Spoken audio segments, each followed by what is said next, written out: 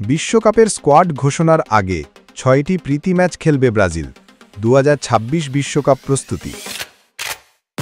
প্রিয় দর্শক, স্বাগতম আপনাদের অল স্পোর্টস চ্যানেলে। আজকের প্রতিবেদনে আমাদের আলোচনার বিষয় ২০২৬ বিশ্বকাপের প্রস্তুতি নিয়ে, যা ব্রাজিল ফুটবল দলের জন্য অত্যন্ত গুরুত্বপূর্ণ। আগামী অক্টোবরে ব্রাজিলের জন্য প্রস্তুতি পর্ব শুরু হবে, যখন তারা প্রীতি ম্যাচ খেলবে দক্ষিণ কোরিয়া এবং জাপানের বিপক্ষে।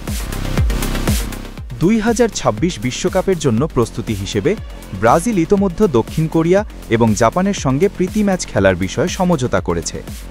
এই ম্যাচগুলির মধ্যে ১০ অক্টোবর সিউলে দক্ষিণ কোরিয়ার বিপক্ষে এবং ১৪ অক্টোবর টোকিওতে জাপানের বিপক্ষে খেলার সম্ভাবনা রয়েছে।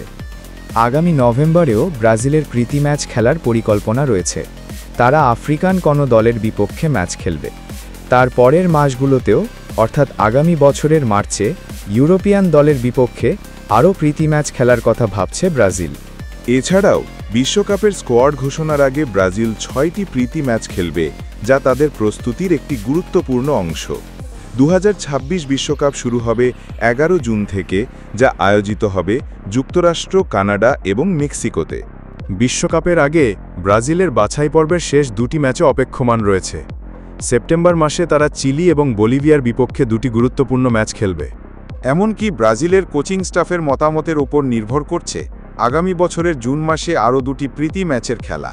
এইভাবে ব্রাজিলের বিশ্বকাপ প্রস্তুতির প্রথম দিকটিতে বিভিন্ন দলদের বিরুদ্ধে খেলার মাধ্যমে নিজেদের শক্তি যাচাই করবে এবং তারা পুরো বিশ্বকাপ প্রস্তুতির পথ প্রস্তুত করবে। আরও আপডেট পেতে আমাদের চ্যানেলটি সাবস্ক্রাইব করুন এবং মন্তব্যে জানান আপনি ব্রাজিলের প্রস্তুতি নিয়ে কী মনে করেন।